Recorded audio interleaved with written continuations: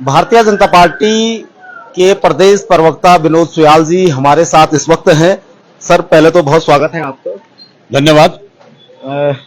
Sir, Badrinath seat पे जो उपचुनाव हो रहा है, पहले तो ये बताइए कि ये जो बेमौसमी उपचुनाव हो रहा है, क्या इसकी आवश्यकता थी? निश्चित रूप से नरेंद्र भाई मोदी जी के करिश्माई नेतृत्व को और जिस तरह से उन्होंने देश के विकास में कई आयाम स्थापित किए हैं, उसी की प्रेरणा से यहाँ के माननीय विधायक राजेंद्र भंडारी जी ने कांग्रेस का दामन छोड़ा और भारतीय जनता पार्टी में सम्मिलित हुए। और उनके मन में पीड़ा थी कि निश्चित रूप से जो डबल इंजन की सरकार है वो बद्रीनाथ विधानसभा का और तेजी के साथ विकास कर सकती है, इसलिए उन्होंने ये कदम उठाया। मैं कह सकता हूं उनका ये कदम सराहनीय है।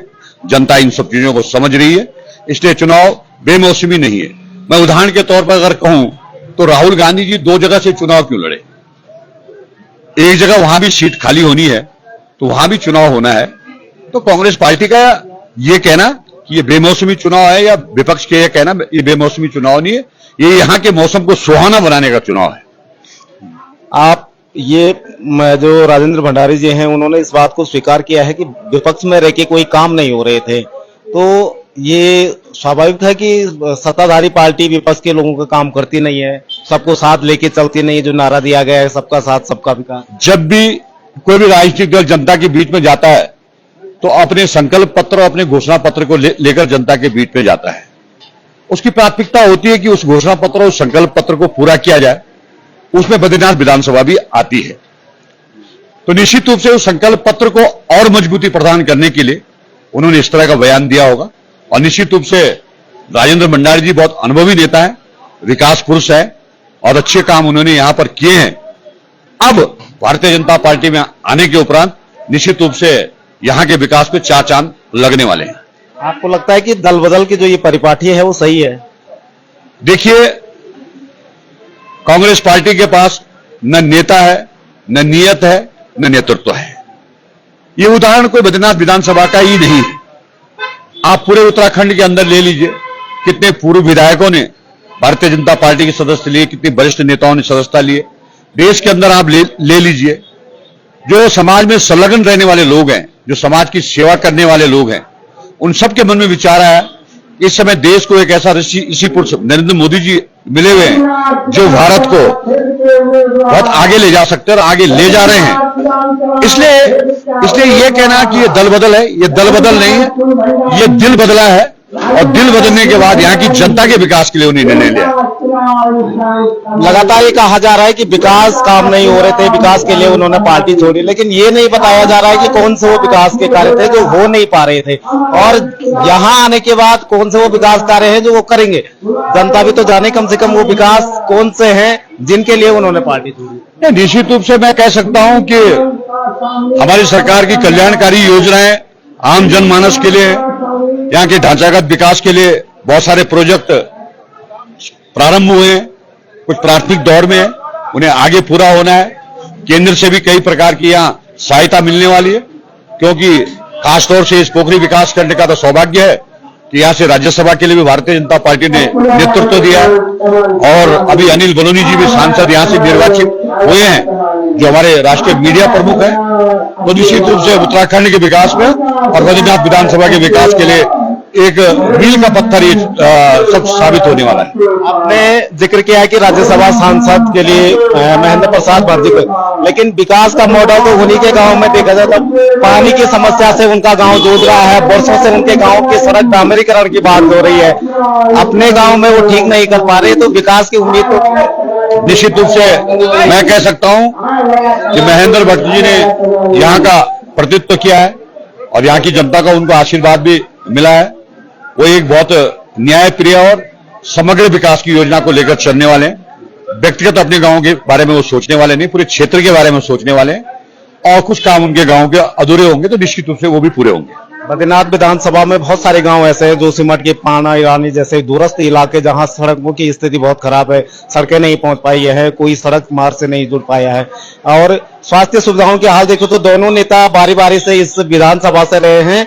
गृह क्षेत्र पोखरी रहा है, लेकिन यहाँ पे एक अल्ट्रासाउंड मशीन तक नहीं लग पाई। गर्भवती महिलाओं को रुद्रप्रयाग श्रीनगर की दौड़ लगानी पड़ती है। अगर आप तुलनात्मक अध्ययन करेंगे कांग्रेस के पूर्व के कार्यकाल का अब का, तो मैं कह सकता हूं कि अब स्वास्थ्य सुविधाओं में बड़ा सुधार हुआ है। तब कांग्रेस के जमाने केवल 1000 डॉक्टर थे, आज 4000 डॉक्टर हैं। सभी जिलों में हमने मेडिकल कॉलेज खोलने की योजना बनाई है।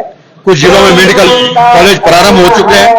2-3 वर्षों के अंदर जो MBBS है, जो स्पेशलिस्ट हैं, उनकी नियुक्ति भी, वो ट्रेनिंग में है, उनकी नियुक्ति भी पहाड़ों पर होने वाली है। और निश्चित रूप से पहाड़ के लिए स्वास्थ्य एक चुनौती है, उस चुनौती को हम स्वीकार करते हैं, लेकिन निरंतर उसमें आगे अच्छा प्रयास हो रहे हैं और कुछ दिनों में उसके सुखद परिणाम देखने को मिलेंगे।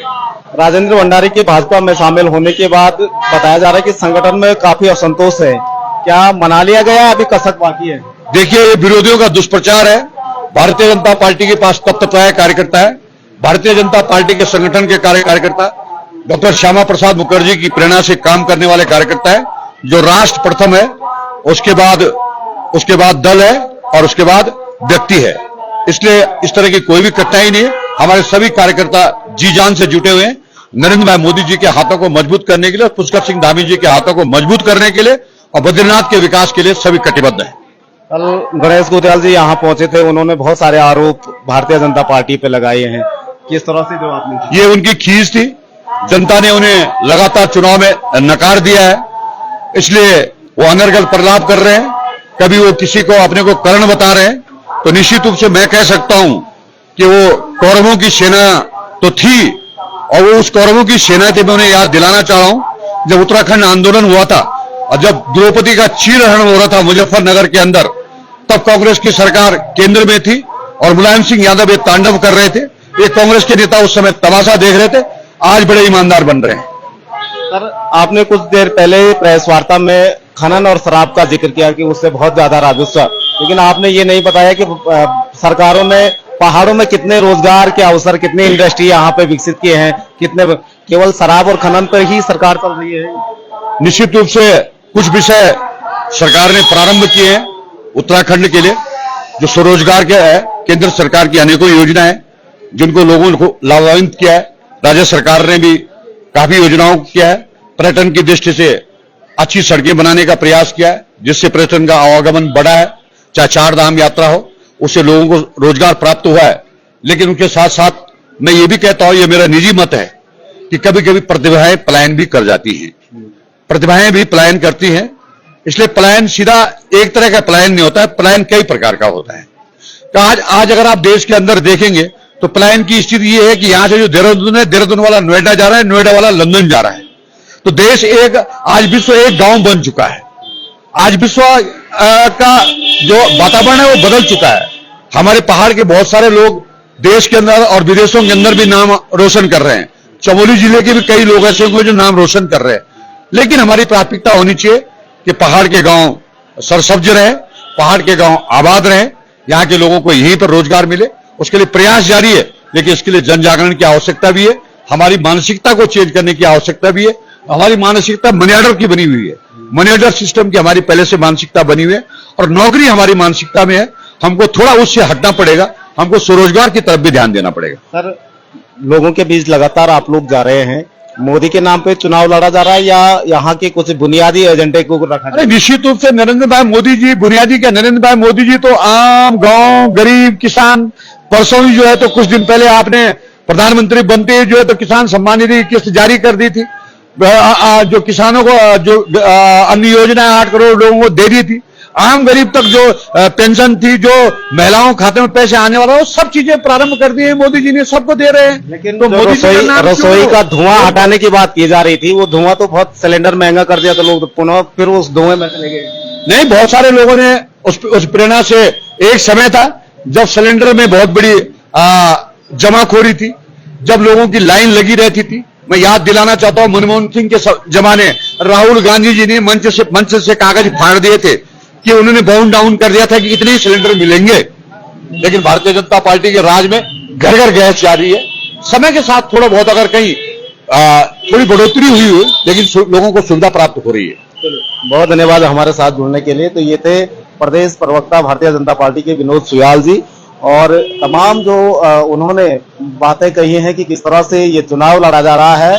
और हालांकि बद्रीनाथ में जो उपचुनाव बेमौसमी हो रहा है उसमें जनता ने अपनी राय रखनी है कि क्या ये सही हो रहा है या गलत हो रहा है, और क्या वो भारतीय जनता पार्टी के पक्ष में इस बार मतदान करते हैं या नहीं। आप बने रहे हमारे साथ, एक नई रिपोर्ट में फिर हाजिर होंगे। नमस्कार।